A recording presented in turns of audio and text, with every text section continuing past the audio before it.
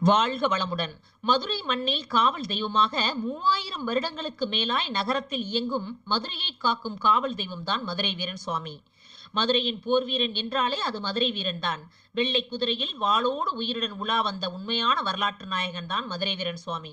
புதிதாக வாகனம் வாங்குபவர்கள், வீடு கட்டுபவர்கள், திருமண பேச்சுவார்த்தை நடத்துபவர்கள் பெரும்பாலும் இங்கே வந்து இவர் சன்னதியில் பூ போட்டு பார்த்துத்தான் எந்த ஒரு செயலையும் செய்ய முடிவு செய்கின்றனர் என்பது விசேஷம். மதுரை மீனாட்சி அம்மன் கோயிலின் கிழக்கு கோபுரத்தின் அருகே மதுரை வீரனுக்கு என தனி சன்னதியில் தன் மனைவியலான வெள்ளையம்மா, பொம்மியம்மா சமேதருடன் காவல் தெய்வமாய் காட்சி தந்து அருள்பாலிக்கின்றார் மதுரை வீரன். தமிழகமெங்கும் உள்ள வழிபாட்டில் உள்ள மதுரை வீரன் சுவாமியின் மூலக்கோயில் இதுவே ஆகும்.